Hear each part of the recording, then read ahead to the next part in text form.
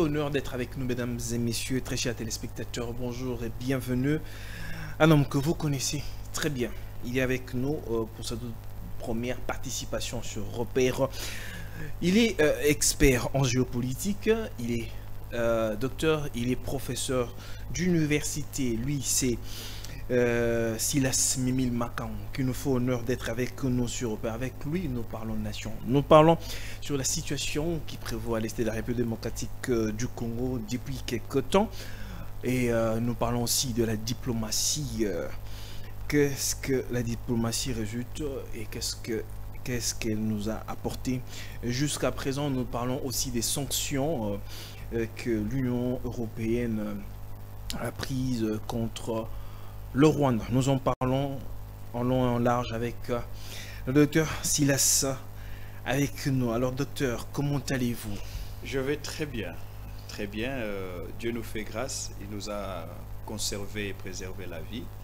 Et voilà, c'est toujours un réel plaisir d'être sur ce plateau de télévision, spécialement avec cette émission Les Repères. Bienvenue sur Repère. Alors, ouvrons cette émission, docteur, sur cette situation par rapport à la démarche. J'aimerais d'abord, vous êtes ici, on ne vous reçoit pas comme un homme d'église, mais on vous reçoit aussi comme un expert en géopolitique, aussi professeur d'université. Mais j'aimerais ce que vous puissiez réagir par rapport à la démarche des évêques des l'ECC ainsi que de la CENCO, par rapport à une certaine cohésion et un dialogue national qui, dans le discours du président Martin Fayulu, l'a aussi relevé. Quelle est votre lecture de vie? Merci beaucoup, Gilles. Je crois qu'il faudrait être honnête envers soi-même, aussi honnête vis-à-vis de l'histoire. J'aurais beaucoup souffert dans mon esprit et dans mon cœur si, au fur et à mesure que ce conflit avançait et perdurait, et qu'il n'y ait aucune personnalité congolaise, religieuse soit-elle, politique ou encore culturelle, qui n'ait eu de courage, l'audace de se lever et de vouloir jouer à l'arbitre. Pourquoi? Parce que, il faut le dire, nous sommes certes agressés, nous subissons une agression venant du Rwanda via ses supplétifs du M23, mais il faut aussi reconnaître la dimension interne de ce conflit. Cette dimension interne résulte du fait qu'aujourd'hui, il y a fracture. Aujourd'hui, il y a une absence de cohésion. Or, il y a un principe sacro-saint. Principe qui peut être même vérifié dans la Bible pour ceux qui sont accoutumés à lire la Bible. C'est dans Marc chapitre 3 où le Seigneur Jésus dit que tout royaume divisé contre lui-même ne peut donc pas subsister. Et l'unité et la cohésion nationale devenant un préalable pour une quelconque victoire dans les théâtres de combat face au Rwanda et ses M23, il y a donc nécessité que nous puissions nous rassurer que nous parlons de la même voie, que nous regardons dans la même direction et que nous ne sommes pas en train de nous faire les procès pour savoir qui a fait quoi, qui n'a pas fait ceci.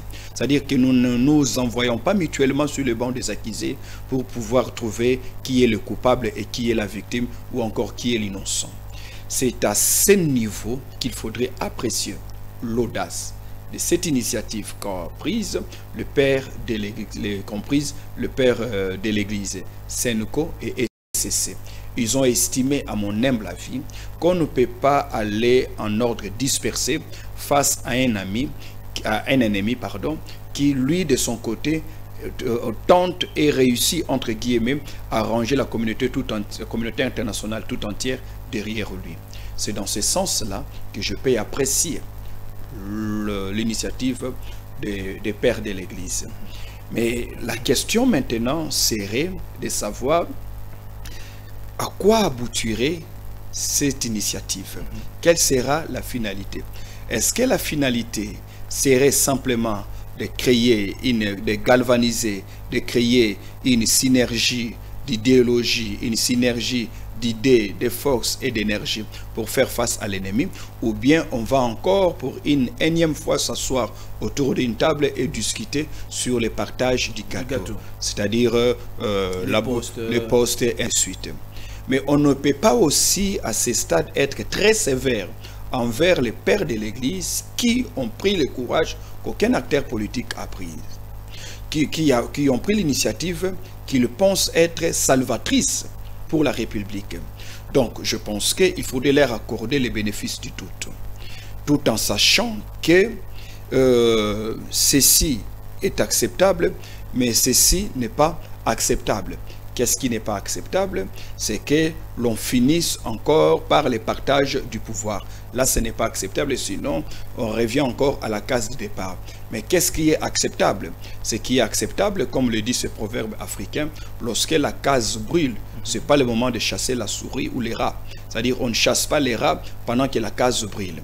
Ce qui signifie simplement que face à un danger comme celui qui est en train de nous guetter, auquel nous sommes en train de faire face, il y a nécessité de conjuguer ensemble nos efforts et de regarder dans une même direction.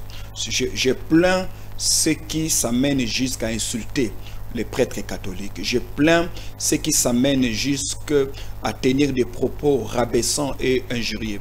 Une société n'est pas que, une république n'est pas que juridique, n'est pas que politique, elle n'est pas que économique, elle est aussi morale, elle est aussi spirituelle. Et la moralité et la spiritualité d'une société se reconnaît aussi dans le respect que l'on témoigne à ces hommes qu'on appelle hommes de Dieu.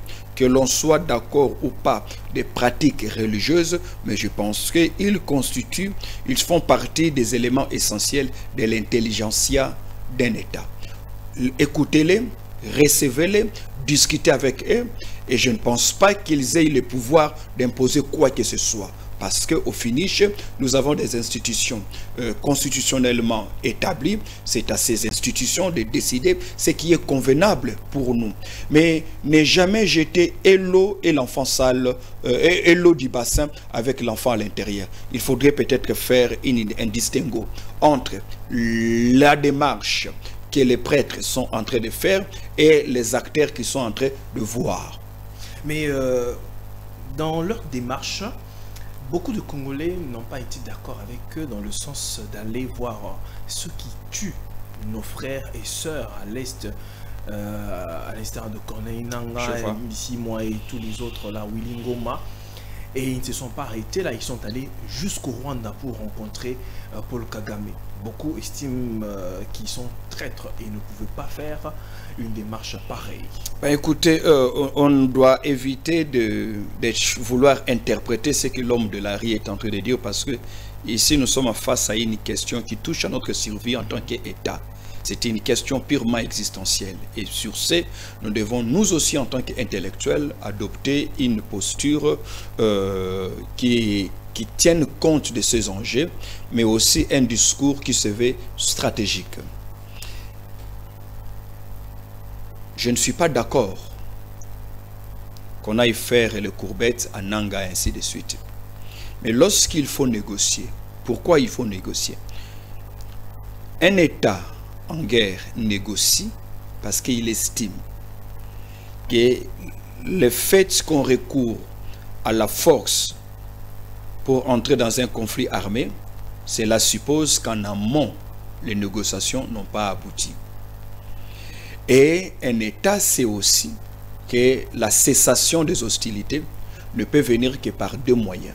Soit le moyen de pourparler via la diplomatie, soit par la contrainte ou les recours à la force aux moyens militaires. Donc, si on ne finit pas cette guerre militairement, nous serons dans l'obligation de négocier. Maintenant, il faudrait dédramatiser les choses. Il faudrait dédiaboliser la notion de la négociation. Les États qui négocient ne le font pas toujours parce qu'ils sont faibles. La négociation peut faire partie d'une stratégie tactique d'un État qui estime, par exemple, qu'à ce stade ici, il nous est difficile de mener cette guerre et de la remporter. Pourquoi? Parce que du point de vue logistique, du point de vue de la morale des soldats, du point de vue de telle autre contrainte, nous nous voyons dans l'incapacité de mener cette guerre et d'arriver jusqu'à la fin. Alors, on peut décider de négocier. Un État peut aussi décider de négocier, non pas parce qu'il n'a pas les moyens de mettre fin à cette guerre, mais aussi parce qu'il veut arrêter l'hémorragie. en termes de pertes de vies humaines. Pourquoi est-ce que lorsque les États-Unis, après le bombardement, l'attaque contre le Pearl Harbor, pourquoi est-ce que les États-Unis et toutes les autres nations du monde décident de mettre fin à la guerre? On a mis fin à la guerre parce que l'hécatombe qu'a créé la bombe nucléaire, la bombe atomique lancée à Nagasaki, à Hiroshima, le nombre de décès, cette hécatombe était insupportable, même pour Hitler, même pour n'importe quel homme. Donc, à cause de ça, pour arrêter l'hémorragie, on décide de s'arrêter et de négocier. La question qu'il est ici, c'est de comprendre que si jamais l'État congolais voudrait négocier, qu'il négocie pour de bonnes raisons. Si jamais l'État congolais estime qu'il faudrait négocier, qu'il négocie non pas pour se mettre sous la coupe du Rwanda, mais ça serait peut-être dans le but de se dire, le temps pour nous de nous reconstituer nos forces sur le plan militaire, sur le plan des renseignements, ainsi de suite. Parce qu'il ne faut pas oublier, aujourd'hui, l'ennemi a réussi à nous infiltrer jusqu'à la moelle épinière. Quel sera ce genre de négociation? Donc, parce que vous avez parlé de choses, les types de négociations, quand peut-être on est fort et puis quand on est faible. Oui. Où se trouve maintenant la RDC? Dans quelle disposition se trouve la RDC? Dans une position forte ou bien dans une position faible? Ben, je vais dire ce que le président a dit devant le député sénateur, que il a dit: j'ai perdu une bataille, pas une guerre. Il a parlé qu'il va procéder à la refonte de l'armée pour construire une armée républicaine, ce qui signifie que symptomatiquement nous sommes dans une position de faiblesse. Nous sommes dans une position de faiblesse au regard de ce qui s'est passé à Goma, à Bukavu, parce que notre force devrait reposer sur 2 ou 3 piliers. Et parmi ces piliers, ce sont nos forces armées qui aujourd'hui ont prouvé la difficulté pour elles de pouvoir répondre aux aspirations, à l'attente ou encore à l'espoir que le peuple a reposé sur ces forces armées. Donc, nous sommes dans une position de faiblesse. Le Rwanda n'est pas fort, mais c'est nous aujourd'hui qui sommes faibles. Et si nous sommes faibles aujourd'hui, ce n'est pas une faiblesse qui nous arrive de manière accidentelle. Notre faiblesse a été tout un processus. Ça a été tout un cheminement. Et notre plus grande faiblesse, c'est de ne pas avoir à temps déceler ce processus qui nous amène aujourd'hui à un affaiblissement, à telle enseigne que nous devons faire appel aux autres armées, mais aussi à telle enseigne que nous ne savons pas mettre de l'eau dans le moulin de notre diplomatie, parce que ce qui donne davantage de l'énergie et du poids à la diplomatie, c'est lorsque cette diplomatie fonctionne dans sa dimension binôme, c'est-à-dire le pourparler d'un côté et de l'autre côté les avancées sur le théâtre de combat. Très bien. Alors nous allons prendre la diplomatie, mais avant d'arriver là, dans la situation actuelle, que la RDC est faible, qu'elle est contrainte de négocier. Mais avec qui négocier? Parce que le président de la République est niette et reste catégorique de négocier avec les M23 ou encore avec Nanga, l'AFC. Bon, déjà, il faut savoir, Jules, que ce conflit entre la RDC et le Rwanda a pris des proportions régionales, à telle enseigne que ce n'est plus un conflit géré par le Rwanda et la RDC. La communauté internationale s'y est mêlée, l'Union africaine, la SADC, l'EAC, toutes ces coalitions, ainsi de suite, se sont mêlées pour dire qu'on a déjà tracé 2 voies que l'on croit être des voies appropriées pour aboutir à la pacification. C'est-à-dire, il y a le processus de Luanda, qui lui est un processus bilatéral entre le Rwanda et la RDC. Malheureusement, la dernière réunion qui devait avoir lieu le 15 décembre à Luanda n'a pas eu lieu parce que le président Kagame a préféré sécher. Alors, le deuxième processus, c'est le processus de Nairobi, où la République démocratique du Congo avait promis et accepté de prendre langue avec les différents groupes armés, y compris les M23. Alors, ces différents groupes armés, en 2023, on les a dénombrés aux alentours de 2014, 2016, plutôt 216 ou 214 groupes armés qui sévissent sur le sol congolais. Alors, étant donné que ces deux processus ont été acceptés en amont par la République démocratique du Congo, mais aussi au regard de la dynamique sur le théâtre de combat, la communauté, le SADC, la SADC ainsi que l'EAC ont estimé qu'il fallait procéder à une fusion pour que les deux processus soient mis ensemble. Mais c'est que le gouvernement congolais ne veut pas accepter parce que prétendre mettre ces deux processus ensemble, ce serait donner au M23 une posture que nous lui refusons en tant qu'État. Maintenant, la question serait de savoir, une fois que nous allons refuser, comment est-ce que ces communautés auxquelles nous avons souscrit, auxquelles nous avons adhéré volontairement et librement, vont appréhender cette position de la RDC. Est-ce que ça ne sera pas une position de vente en guerre, ou bien ça sera une position d'un État qui estime que même ceux qui prétendent vouloir l'aider le font injustement en cherchant à les mettre sur un même piédestal avec un groupe armé qualifié de terroriste qui est soutenu par le Rwanda? Docteur, je voulais savoir, parce que beaucoup de Congolais estiment aussi que l'adhésion de la RDC à l'EAC était une erreur. Qu'en pensez-vous? Bon, je ne dirais pas que ça a été une erreur en soi, mais je pense qu'on ne l'avait pas à se mériter et ça a été une adhésion assez précipitée. Assez précipitée parce que, au regard des enjeux géopolitiques, parce que nous devons savoir ce que c'est la RDC. Et on ne peut pas définir la RDC si on la sort de son contexte géopolitique. Je pense que la meilleure définition que l'on puisse faire de la RDC, c'est en la maintenant dans sa situation, dans son contexte géopolitique, en regardant les enjeux géostratégiques autour de ces pays qu'on appelle la République démocratique du Congo. Nous sommes une puissance potentielle dans un environnement, dans une région qui ressemble à une véritable nébuleuse, entourée de 9 voisins qui tous ont un dénominateur commun, c'est l'instabilité et la précarité. Ce qui signifie à tout moment, si nous n'avons pas un chaos qui vient de nous-mêmes, on peut nous exporter un chaos. C'est d'ailleurs le cas avec le Rwanda. Le chaos commence en 1994 avec la mort, l'assassinat du président Juvenal Habyarimana. Et c'est depuis lors que ce chaos nous a été transféré. Et 30 ans, aujourd'hui 31 ans, on ne parvient pas à s'en sortir. Donc, dire que ça a été une erreur, je ne serai pas aussi sévère, mais je pense que ça a été fait de manière précipitée. Mais est-ce que ça nous a empêché, une fois à l'intérieur, de repenser notre politique, notre géopolitique au regard des animosités, au regard de l'hypocrisie des uns comme des autres, mais aussi au regard des cahiers de charges et des ambitions de ces différents États membres de l'EAC? Est-ce que ça nous a empêché de réfléchir? Non. On pouvait y rester, j'estime qu'on peut encore rester, mais seulement repenser notre politique étrangère. Et ça, c'est le talon d'Achille de la République démocratique du Congo.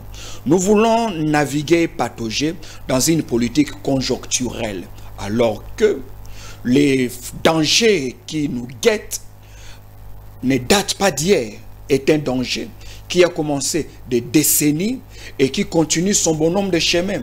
Si ces dangers persistent, si ces menaces persistent, c'est parce qu'à un moment donné, l'homme politique congolais, accompagné de l'homme scientifique congolais, ne se sont jamais arrêtés pour se poser la question, au regard de la dynamique du monde international, au regard des différentes variations géopolitiques dans la région, quelle posture devrons-nous avoir? Qui peut être considéré comme ami et qui peut être considéré comme potentiel ennemi. Et je pense que le fait de ne pas avoir considéré les choses sous cet angle-là a fait à ce que l'adhésion dans l'EAC devienne comme étant l'une des raisons immédiates de ce conflit.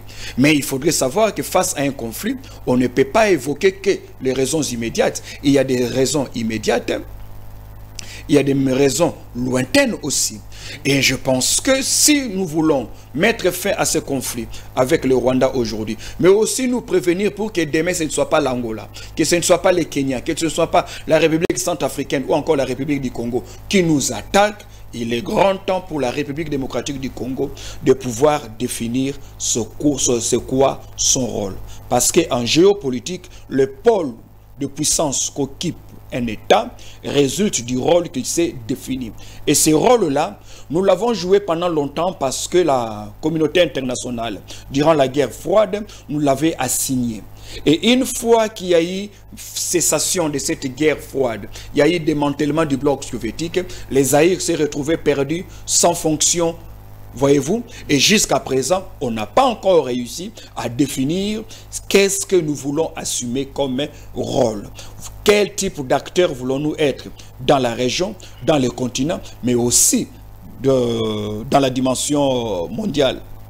Très bien. Alors, il y a aussi le président Kabila en son temps, qui avait, en son temps, quand il a remarqué les erreurs de l'EAC, il a préféré se retirer de l'EAC. La décision était magistrale. Je ne pense, quand on est le Congo, on n'a pas besoin d'être en retrait. On doit faire comme les États-Unis d'Amérique. On ne protège pas en géopolitique, dit-on, l'objectif dans l'objectif. La sécurité, c'était une erreur. Il vaut mieux être à l'intérieur. Contrôler ce qui se passe. Vous avez vu ce qui s'est passé lorsque les chefs d'État se sont réunis à Addis Abeba dernièrement, parce que nous n'étions pas présents. C'est-à-dire par notre chef de l'État. Vous avez vu la conclusion. C'est-à-dire à chaque fois que vous êtes absent, l'absence ne paye pas. La politique de la chaise vide ne paye pas. Je pense que nous avons intérêt à regarder une chose. Le Rwanda a quitté la zone de la francophonie. Le Rwanda a fait sa mutation de la francophonie vers le Commonwealth. Il quitte la langue française et adopte la langue anglaise. Mais le Rwanda comprend que ces enjeux sécuritaires ne se jouent pas dans les pays qui sont du Commonwealth, mais ces enjeux sécuritaires se jouent aussi dans les pays qui sont membres de la francophonie, et en l'occurrence, le plus grand pays de la francophonie, la RDC, d'où le Rwanda se bat pour avoir la fonction la plus importante d'une organisation dans laquelle il n'appartient pas.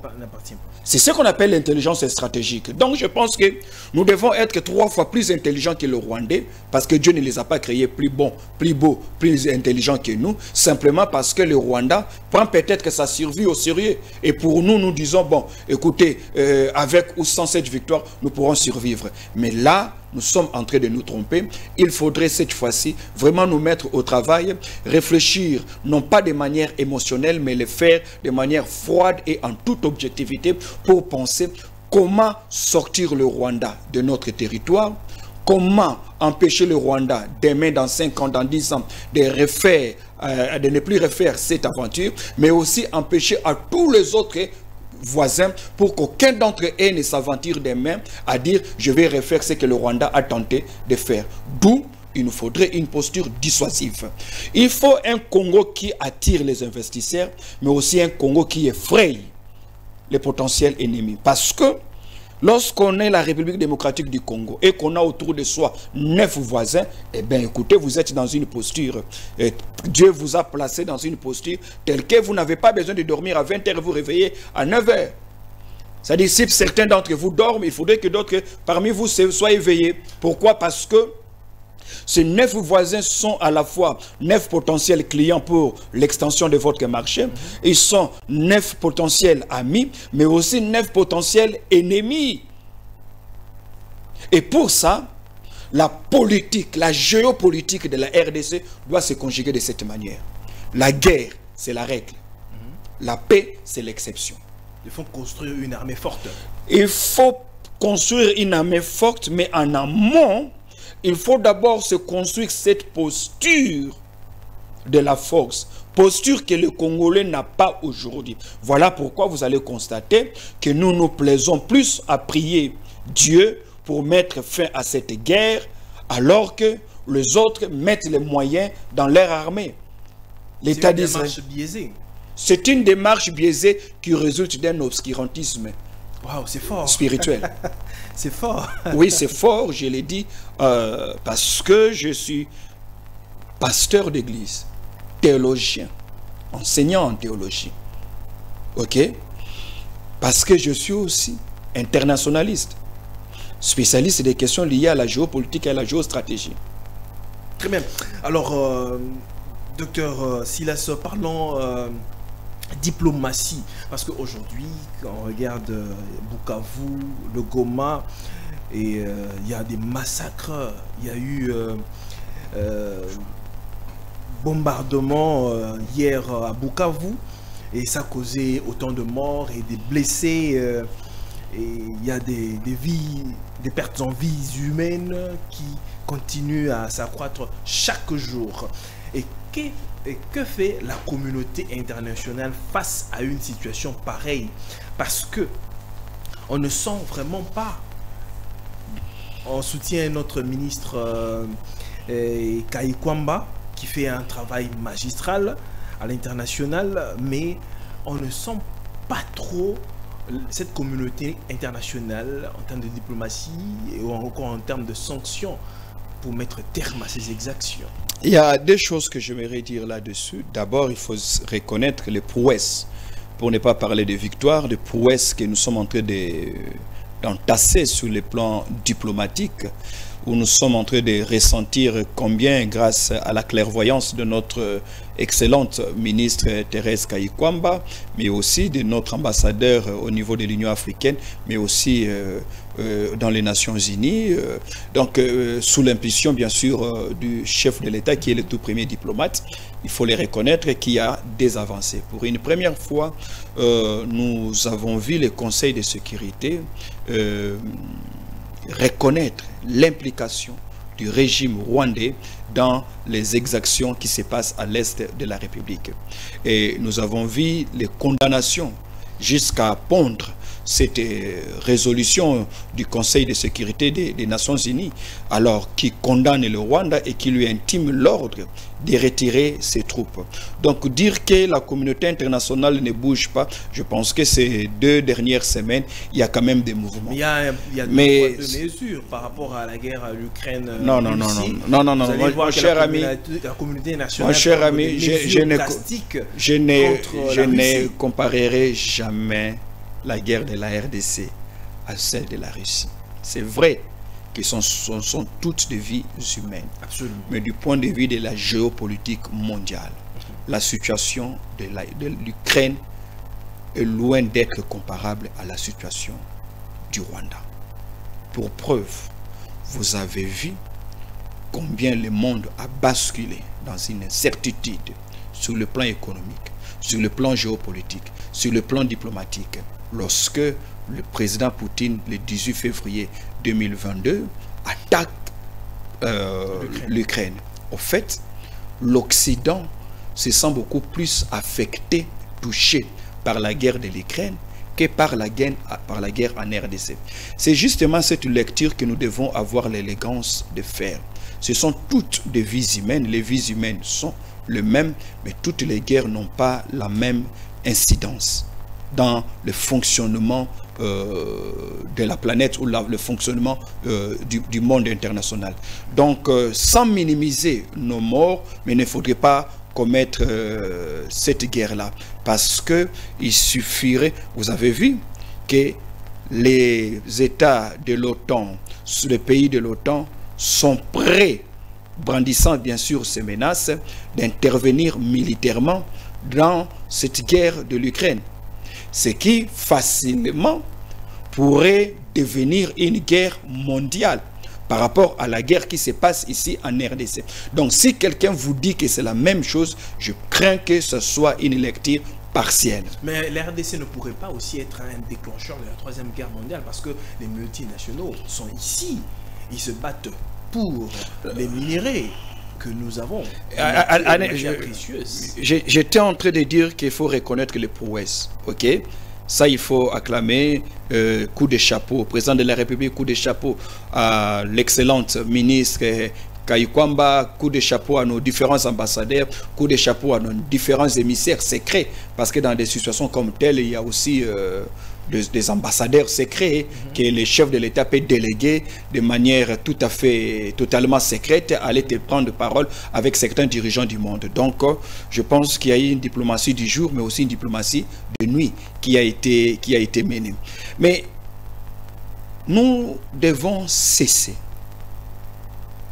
de trop compter sur la communauté internationale. Cette communauté internationale continuera à jouer à la duplicité. C'est quand l'intellectuel congolais comprendra cela, quand l'homme politique congolais comprendra cela, alors il mettra tous les moyens nécessaires pour que la République démocratique du Congo ne fonctionne plus seulement en état démocratique, mais fonctionne désormais aussi en état stratège. C'est-à-dire en mettant en place des intelligences stratégiques pour contraindre la communauté internationale, non pas seulement à nous soutenir, mais aussi à prendre au sérieux les menaces que nous sommes en train de brandir. Le monde international ne se bat jamais en faveur des faibles, ne se bat qu'en faveur de ses intérêts. Voyez-vous? Donc, cette communauté internationale ne va jamais se ranger de notre côté. Ça, il faudrait que le Congolais sorte cela. Il faut changer ces paradigmes. Nous n'allons pas continuer à être pris en charge par la communauté internationale et au même moment prétendre que nous sommes un État souverain. Parce qu'un État se dit souverain aussi lorsqu'il dispose des moyens nécessaires pour pouvoir défendre cette souveraineté, mais aussi poursuivre les intérêts qu'il considère être vitaux pour sa survie. Ok? Et pour cela, il faudrait sortir de la jeunesse congolaise que la communauté internationale n'est pas gentille, elle ne nous regarde pas, elle ne nous aime pas. Les États ne réclament pas un amour. Les États n'ayant pas d'âme, les États ne fonctionnent qu'en fonction de leurs intérêts. Et pour cela, il faudrait que l'État congolais comprenne cette façon de faire, sinon nous serons toujours cet enfant bébé qui vieillit mais qui ne veut pas grandir. Cet enfant pour qui on doit s'asseoir et proposer des solutions parce que lui-même en interne n'est pas capable de le faire. Je pense qu'il est grand temps de montrer à la face du monde que nous n'avons pas seulement vieilli, mais nous avons mûri. Nous avons mûri en tant qu'État. Aujourd'hui, nous sommes aussi détenteurs de connaissances que les autres États disposent et nous pensons aussi savoir comment traiter d'égal à égal avec les États partenaires, mais aussi nous connaissons les prétextes, les ambitions avouées et non avouées, à la fois de la communauté internationale, mais aussi des États partenaires. Lorsque nous ferons les choses de cette manière-là, nous mettrons en place un véritable appareil diplomatique. Non pas pour aller nous plaindre ou pleurnicher, mais pour aller faire valoir notre cahier de charges, parce que nous ferons comprendre au monde international, aux partenaires, que vous avez intérêt à soutenir la RDC, parce que nous nous présentons aujourd'hui, non pas comme étant les maillons faibles dans la région, mais nous voulons nous présenter aujourd'hui comme les gendarmes de la région. Et pour cela, il faudrait que le Congo fasse cette mutation d'un État qui se bat pour la démocratie vers un État qui veut devenir stratège, l'État leader de sa région. En quelque sorte, le salut de la RDC ou bien le salut du peuple congolais passera que par nous-mêmes. Évidemment, c'est naturel. Donc on n'a pas regardé la communauté internationale. On peut espérer, on peut échanger. On peut, puisque nous sommes membres de cette communauté internationale, ils ont le devoir de nous assister. Mais nous n'avons pas, au regard de l'histoire, nous avons vu comment cette communauté internationale s'est comportée. Donc nous avons intérêt à prendre en compte l'hypocrisie et la duplicité de cette communauté internationale et nous amener à constituer par nous-mêmes, avec nos propres moyens, une vision que nous voulons poursuivre et grâce à cette vision, jouer un rôle que nous nous assignons. C'est alors que nous quitterons cet état évanoui que nous sommes aujourd'hui pour devenir l'état stratège demain et ainsi piloter la politique au niveau de la région, pourquoi pas au niveau du continent africain, d'autant plus qu'au regard de notre position géostratégique, mais aussi au regard des ressources que nous regorgeons, nous n'avons pas le droit d'être faibles comme nous le sommes là. C'est une négation du bon sens pour la République démocratique du Congo d'être assistée par tous ces États qui traînent les pieds alors que les morts ne font que s'accumuler. Nous devons accepter que cette année soit la dernière année où nous acceptons l'humiliation subie pendant longtemps par un Rwanda chouchouté par la communauté internationale. Le Rwanda n'est pas l'enfant de la communauté internationale, il est membre de la communauté internationale au même titre que la République démocratique du Congo. Pourtant, potentiellement, nous avons plus à offrir à la communauté internationale que ce que le Rwanda tente d'offrir aujourd'hui. Mais le problème, c'est que nous n'avons pas eu le temps de nous asseoir et sortir des émotions pour traiter les choses dans l'air froid, en toute objectivité. Nous avons souvent été complaisants dans la gestion des différentes crises que nous avons connues. Nous nous sommes souvent limités à faire les choses en toute complaisance, à vouloir traiter la surface, à ne jamais descendre dans la profondeur pour voir quelles sont les véritables causes. Parce que le Rwanda évoque des prétextes. Mais c'est à nous maintenant, en tant qu'État stratège, soucieux de sa survie, soucieux de sa vocation géostratégique, c'est à nous maintenant aujourd'hui de pouvoir dénicher les ambitions non dévoilées ou avouées du Rwanda, de dénicher les ambitions non avouées, dévoilées de l'Angola, de l'Ouganda, de la Tanzanie, du Soudan, du Sud, du Congo-Brazza, de la République centrafricaine, et ainsi de suite. Pour dire que nous avons intérêt, si nous voulons survivre, alors il faudrait que nous arrêtions de faire les choses de manière à trouver une accalmie. Le mal a assez progressé. Nous n'avons pas affaire à une fièvre, nous avons affaire à un cancer. Et il faut éviter que ces cancers arrivent à l'étape de la métastase.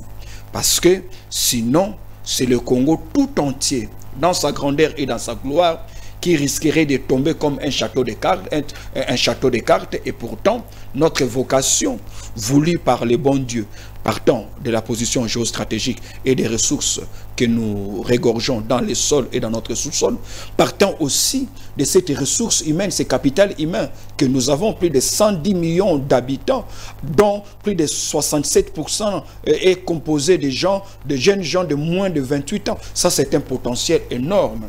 Donc, ne pas être puissant pour le Congo, c'est refuser d'exister. Ne pas être puissant pour le Congo, c'est refuser d'exister. Or, la puissance est un chantier. La puissance est un chantier. La puissance ne vient pas par des prières. La puissance ne vient pas par des discours. La puissance est un chantier. Et qui dit chantier, architecture, qui dit architecture, dit intelligence. Parce qu'il faut une intelligence pour construire, alors que pour détruire ces bâtiments, on n'a pas besoin d'experts. Ce qui signifie quelque part que le Congo, par son leadership politique, devrait créer un espace, une marge pour que les savants congolais s'expriment sans plaire aux quartiers généraux des partis politiques, sans chercher à plaire, à faire les djalelo, parce que c'est dont le politicien, l'acteur politique a besoin, c'est le résultat. Chose qui n'existe pas. Ben, c'est très difficile. Nous avons transformé notre pays. Depuis notre accession à l'indépendance, on n'a pas laissé assez de la place pour que l'intellectuel s'exprime librement. On est plus dans le culte de Je dirais même bien avant l'indépendance, c'est-à-dire nous avons hérité cela de la colonisation. Okay? On a muselé les savoirs, on a muselé l'intelligence, et pourtant, aujourd'hui en plein 21e siècle, quel est le logiciel le plus important dont peut disposer un État? C'est le savoir-faire. Le savoir-faire. La cohésion pose aussi un grand problème. Ben, la cohésion nationale. Vous savez, à chaque fois qu'on parle de la cohésion nationale, il ne faut pas d'abord commencer à diaboliser l'absence de la cohésion nationale. Parce que l'absence de la cohésion nationale est avant tout la preuve qu'il y a multiplicité et diversité de visions et d'idéologies. La cohésion n'a jamais été un miracle ou encore un fait naturel. Never. Même Jésus a prié pour l'unité. Il a prié pour l'unité. Voyez-vous? Ce qui signifie, depuis la tour de Babel, la cohésion, c'est un chantier. C'est un processus. La cohésion, c'est une vision. Alors il faut la poursuivre. Comment la poursuivre? En ayant un discours fédérateur. On ne se bat pas quand on est attaqué. Mais on se range, on constitue une synergie et on va se battre contre l'ennemi. On fait taire nos différends. On fait taire nos querelles intestines. Et on apprend à placer la patrie avant les partis. Absolument. On apprend à prêcher le patriotisme en lieu et place du militantisme. Pourquoi? Parce que le danger n'est pas, ce qui pourrait arriver n'est pas la disparition d'un parti ou d'un régime, mais c'est la disparition d'un État. Vous savez, les États sont des organismes vivants, comme le disait Rudolf Kellen. L'État, il le conçoit en géopolitique comme étant une entité vivante qui naît, qui peut passer par différentes péripéties et qui peut mourir et disparaître. Et la disparition d'un État n'est pas simplement son effacement de la carte géographique. On peut disparaître pour subir une somalisation ou une libanisation. C'est-à-dire que vous êtes dans un État de non-État, où vous avez plus de 214 groupes armés dans un seul État, où vous avez des gens où on ne sait pas finalement quelles sont ses prérogatives. Il est ministre de ceci, mais on le voit là-bas, où on ne sait pas qui fait quoi. Donc nous avons intérêt pour le Congo à pouvoir faire les choses de la plus belle manière. Nous avons la chance aujourd'hui, avec les dirigeants qui sont qui nous conduisent aujourd'hui, nous avons intérêt à faire les choses de manière à ce que cette guerre prenne fin aujourd'hui, mais ne ressurgisse pas dans les 30-40 prochaines années. C'est ce qui devait être notre défi. C'est lorsque nous allons penser de la sorte, lorsque nous allons étaler nos ambitions, que nous avons clairement défini en tant qu'État, quel type de rôle voulons-nous jouer pour définir le pôle que nous allons occuper, c'est alors que nous dirons, alors discutons maintenant sur quel type d'armée nous allons avoir. Parce que même l'armée d'un État n'est que tributaire de la politique ou de la posture que prend cet État. L'armée n'est que la prolongation de la politique de l'État. Clausewitz disait que la guerre, c'est une autre façon de faire la politique. Ainsi, une armée ne peut être républicaine que dans un État au fonctionnement rationnel. Si l'armée est défaillante, c'est aussi quelque part parce que l'État accuse beaucoup de failles. Et la reconstruction d'une armée républicaine, une armée professionnelle, une armée dissuasive, mais aussi une armée au service de la nation et entreprenante du point de vue du développement, ne sera possible que lorsque l'État congolais va s'asseoir pour dire qui sommes-nous en tant qu'État, quel rôle voulons-nous jouer aujourd'hui. Pourquoi? Parce que aussi longtemps que nous nous battons pour le conjoncturel, les États autour de nous cherchent à s'ériger en puissance régionale. Aujourd'hui, nous nous battons contre le Rwanda, mais je peux vous dire, mon cher ami Jules, que le plus grand danger, la plus grosse menace pour le Congo, ça n'a jamais été le Rwanda. Ça serait plutôt l'Angola. L'Angola. Voilà. La plus grande Nous sommes en paix aujourd'hui avec l'Angola, mais si jamais on marchait sur le pied de l'Angola et que l'Angola aurait décidé de prendre la même posture que le Rwanda aujourd'hui, eh bien, ça sera très difficile. Pourquoi? Parce que l'Angola a une armée beaucoup plus équipée, plus disciplinée que l'Angola, que le Rwanda. Il a une armée très expérimentée. L'Angola partage avec nous plus de 2000 km de frontières, c'est-à-dire l'accessibilité de cette armée angolaise vers la RDC est beaucoup plus facile que le Rwanda qui ne peut entrer que dans une petite partie. Autre chose, c'est le budget que l'Angola met à la disposition de son armée, mais aussi la facilité pour l'Angola d'atteindre Kinshasa, qui est le centre des institutions. Parce que là, nous ferons maintenant la guerre de la géographie, de notre géographie, comme le disait Yves Lacoste. On fait la géographie, ça sert à faire la guerre.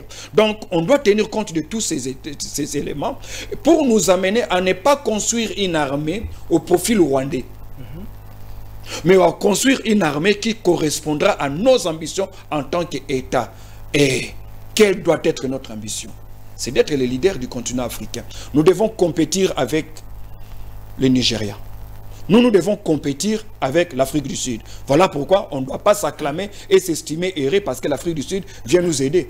Tout le soutien que l'Afrique du Sud vient nous apporter, ce n'est pas pour nous, c'est pour lui. C'est de se rassurer que le géant Congo ne constituera jamais un obstacle à ses ambitions géopolitiques. Pourquoi? Parce que l'Afrique du Sud sait qu'il a trois potentiels concurrents. L'Égypte, le Nigeria et le Congo, la RDC. D'où, c'est pour l'Afrique du Sud une aubaine. Voilà pourquoi chaque fois que nous avons une crise, l'Afrique du Sud aime se présenter. Lorsque l'AFDEL arrive, Mandela se présente comme étant médiateur. Ils ne le font pas parce qu'il aimait Mobutu, son ami. Non, non, c'est parce que chaque État en géopolitique fera face à des contraintes.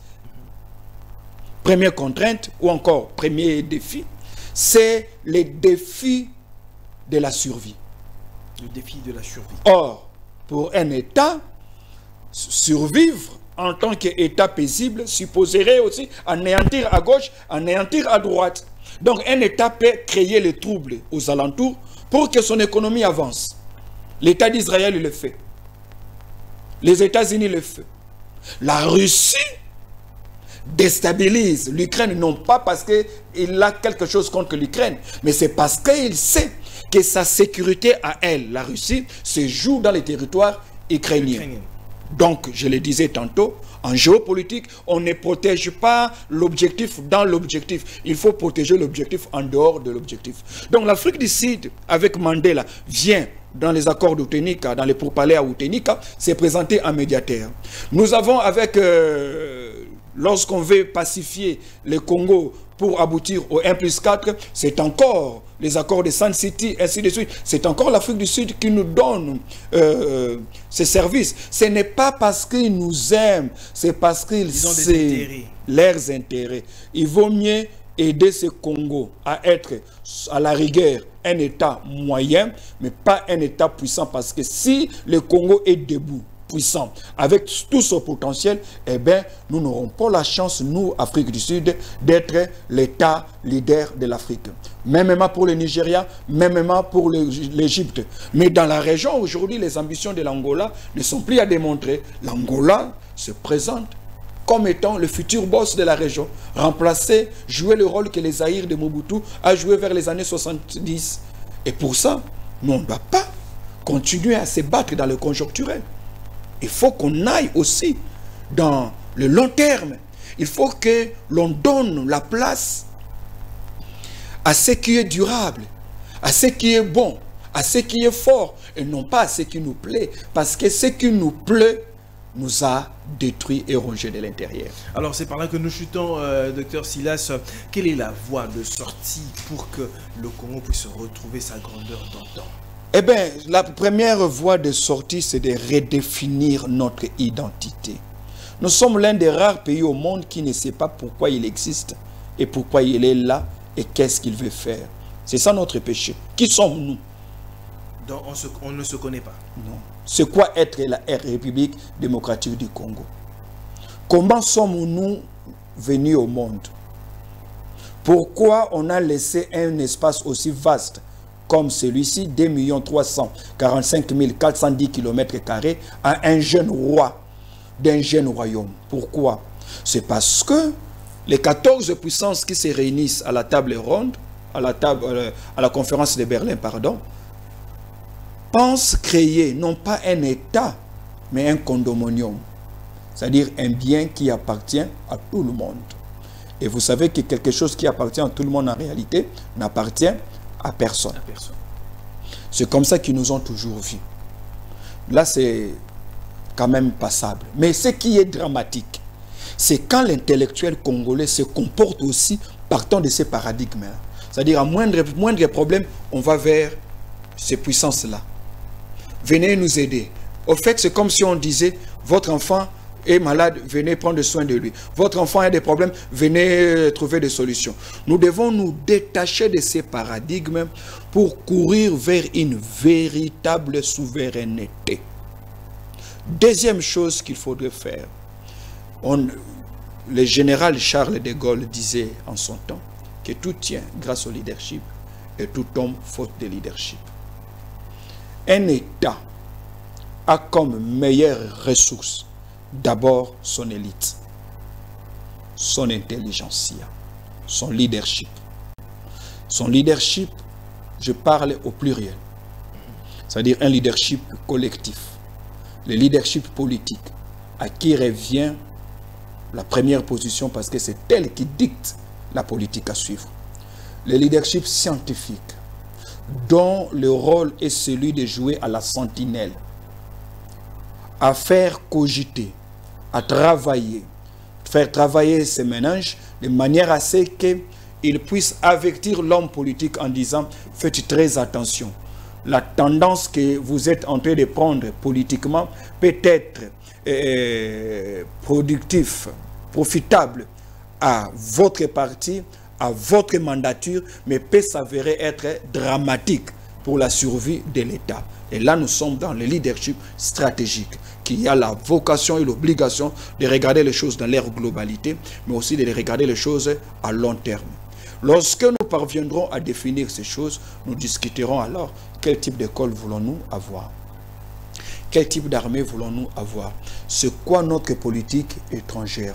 Quand est-ce que nous allons intervenir dans les choses qui se passent en dehors de nos frontières? Qu'est-ce que nous accepterons jamais un jour à céder, à concéder, mais aussi quelles sont les lignes rouges que nous ne franchirons jamais. S'il faudrait accepter que nous mourions tous, ça doit être à cause de quoi? Avec qui nous voulons faire les affaires? Comment est-ce que nous voulons qu'on parle de nous? Donc, au travers de ces différentes questions, on peut maintenant sortir, non pas de cette crise, qui n'est que symptomatique de véritables crises, qui n'ont jamais été traitées depuis notre accession à l'indépendance. Donc, si on les fait, eh bien, je pense que nos autorités s'estimeront heureux d'avoir été ceux-là qui ont placé le fondement pour l'érection d'un Congo fort, puissant, au centre de l'Afrique, devenir réellement ce que disait Franck Fanon, la gâchette de ce qui va déclencher l'ébranlement de l'Afrique. Merci beaucoup, docteur Silas, pour votre apport ainsi que vos analyses aussi pertinentes avec ce dévouement que vous avez pour la République démocratique du Congo. Merci d'avoir répondu à notre invitation de ce jour sur Repère. Merci beaucoup. Merci. Mesdames et messieurs, c'est ici que nous mettons terme à cette émission. Devoir nous suivre aussi à aimer ces analyses qui vont dans le sens de soutenir l'éveil aussi, l'éveil patriotique, ainsi que de promouvoir la cohésion, ainsi que de pousser la jeunesse à aimer sa patrie. Beaucoup de choses ont été dites. Si vous avez raté de suivre cette émission, vous pouvez la suivre, tourner sur YouTube autant de fois que vous voudrez. Partager le lien à ceux qui n'ont pas. Abonnez-vous sur notre chaîne. Alors pour le reste, portez-vous bien, que la paix soit avec vous et que Dieu bénisse l'RDC. Au revoir.